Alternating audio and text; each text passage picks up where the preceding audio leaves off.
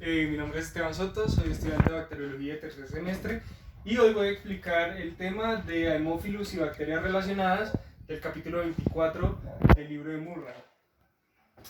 El género Haemophilus pertenece a la familia de las Pasteurelaceae, en las que se encuentran los géneros Haemophilus, que es el más frecuente, los Actinobacillus, el Agregatibacter y la Pasteurella. Todos estos son, según la microscopía, se observan como bacilos gram negativos bajo una tinción de Gram. Son bacilos muy pequeños y son anaerobios facultativos, lo cual los hace que pueden crecer tanto en presencia de CO2 o de oxígeno. También una característica principal de ellos es que son exigentes para su crecimiento. La especie Haemophilus, que es principalmente la que vamos a tratar en este capítulo, tiene varias, dentro de su género, tiene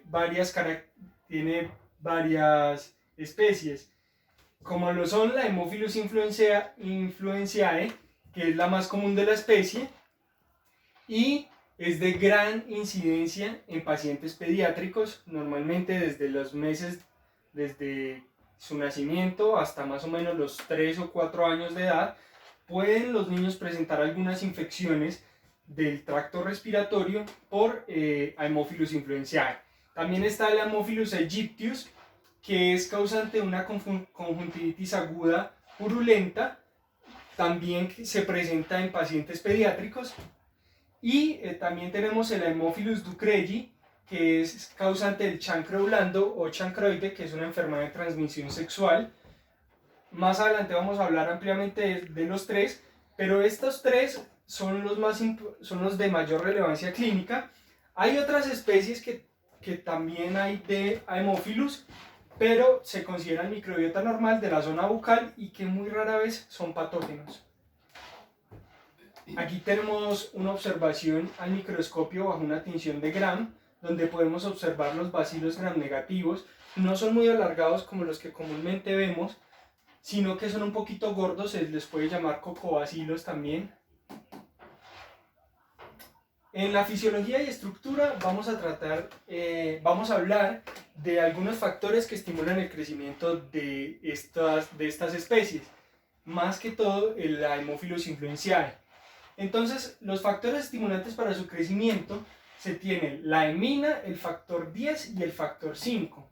La hemina es una protoporfirina con un átomo de hierro que pertenece al grupo de la hemoglobina, hablando de la bioquímica de esta. El factor 10 provee una coagulación en el medio y el factor 5 contiene nucleótido de nicotinamida y adenina, que es una vitamina que nos va a ayudar al crecimiento de la bacteria. La Haemophilus la vamos a sembrar en agar chocolate, es un medio enriquecido, es un medio que se deriva del agar sangre, pero que la sangre se calienta y nos provee una lisis de los glóbulos rojos, lo que le da ese color chocolate, y al agregarle estos factores nos va a facilitar el crecimiento de estas especies. Siguiendo con la fisiología y su estructura, vamos a hablar de que tiene una pared celular igual a la de los gram negativos, que tiene lipopolisacáridos en su pared y en su membrana externa presentan proteínas, la cual esas proteínas ayudarán a identificar 6 serotipos que van desde la A hasta la F. El más patógeno o el más común es el serotipo B, que se conoce como Haemophilus influenzae tipo B, para el cual se introdujo una vacuna y fue responsable del 95% de las infecciones invasivas en el tracto respiratorio o en el tracto bucal. Cuando se introdujo la vacuna, se vio una gran reducción en las infecciones del serotipo B y hubo un gran aumento en el A debido a que muchas personas no quisieron vacunar a sus hijos. Entonces, en un informe que se hizo en el 2014, se observó un claro aumento del serotipo A. Vamos a pasar a la patogenia y la inmunidad. donde vamos a tener dos tipos de Haemophilus influenzae, el no capsulado y el capsulado. ¿Esto qué quiere decir? El Haemophilus influenzae no capsulado se disemina en las vías respiratorias y puede conllevar a una otitis, una sinusitis, una bronquitis, hasta una neumonía. Pero son casos muy infrecuentes. Por el contrario, si tenemos un Haemophilus influenzae capsulado entre los que se encuentra el serotipo B, que como lo decía anteriormente es el más patógeno, puede conllevar a una otitis, una sinusitis, una bronquitis, una neumonía también, hasta una meningitis, y son casos más agravados y más frecuentes, pero aparecen en niños que no han sido vacunados contra este serotipo o contra ese tipo de Haemophilus influenzae, y nos puede llevar a lo que es una meningitis o una epiglotitis, que es una urgencia vital en los bebés.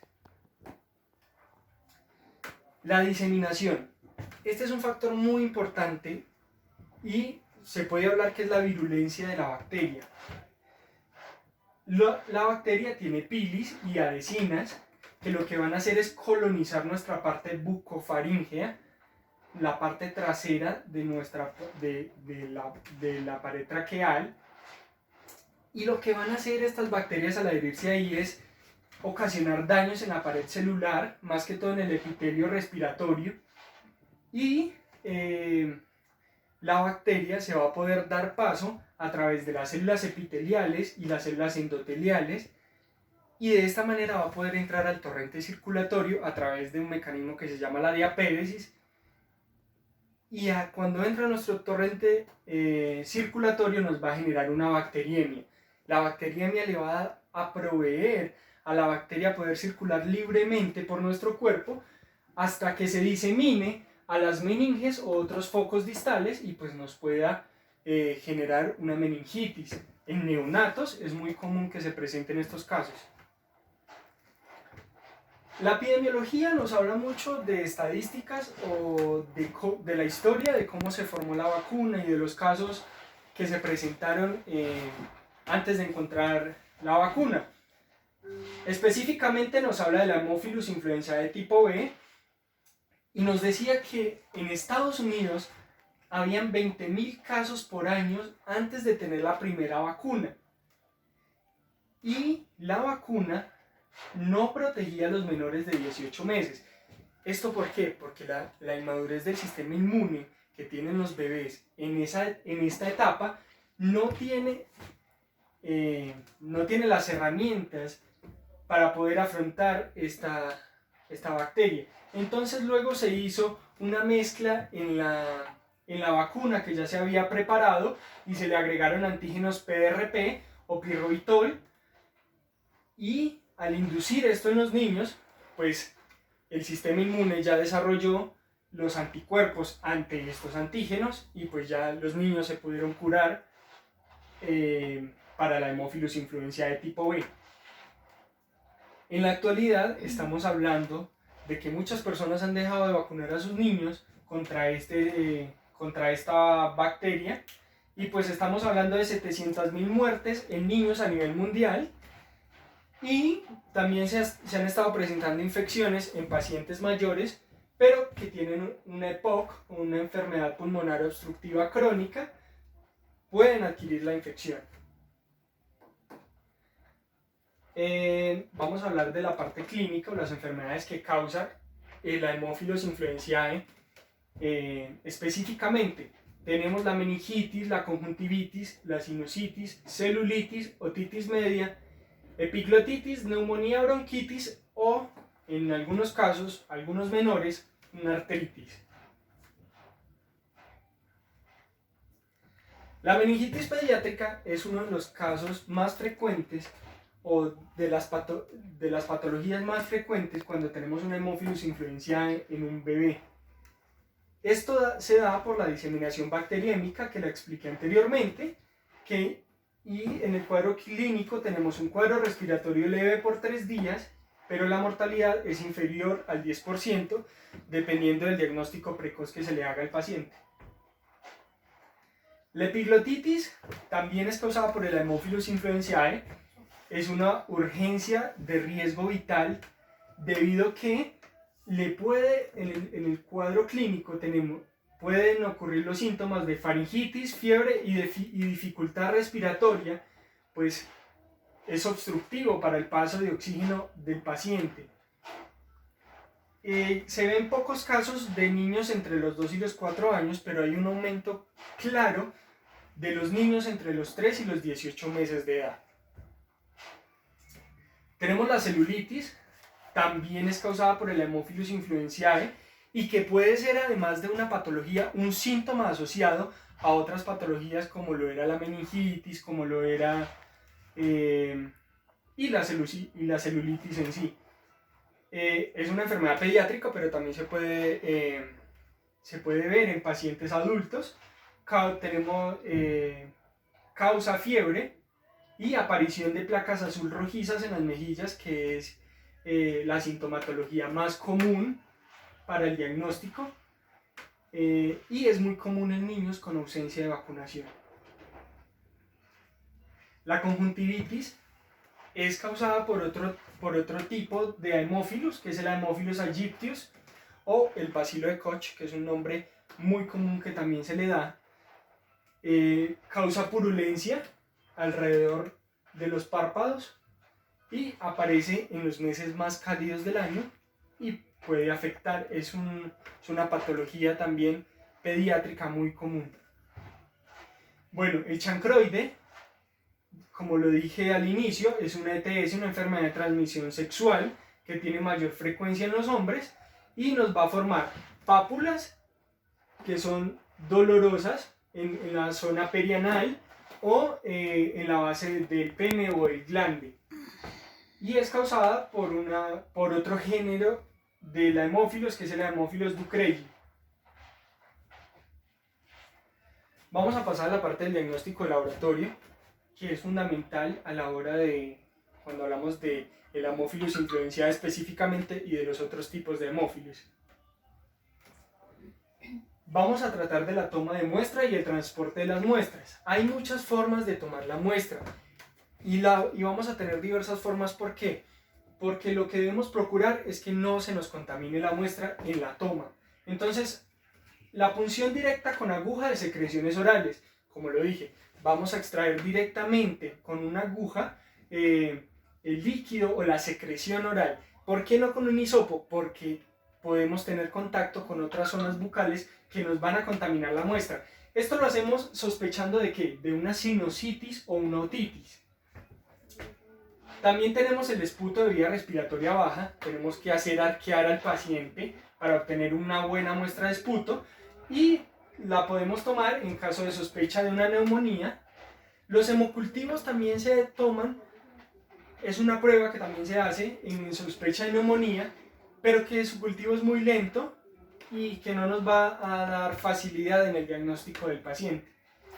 También cuando tenemos sospecha de meningitis, sea en un neonato o en un paciente adulto, vamos a hacer la prueba con líquido cefalorraquídeo que se toma por punción lumbar.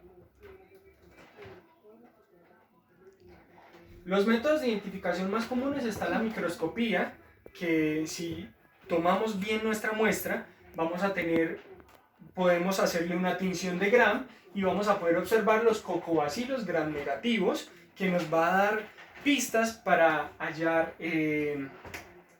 saber que es una Haemophilus influenzae o uno de los géneros de los Haemophilus que estamos tratando. Y la otra es la detección de los antígenos bajo un método de aglutinación por partículas de látex. El anticuerpo sería el látex y el PRP sería el antígeno que estamos buscando, que es el antígeno de la Haemophilus influenzae. Al observarse una aglutinación en la prueba, se dice o se reporta que hay presencia del antígeno PRP. El cultivo es muy importante a la hora de la detección, porque en él vamos a poder observar crecimiento, morfología de las colonias, que nos van a instruir hacia qué nos estamos yendo. Al inicio dije que el medio de cultivo más acertado para sembrar nuestra bacteria sería el agar chocolate, debido a que tiene todos los nutrientes y todos los factores necesarios para proveerle un buen crecimiento a nuestra bacteria.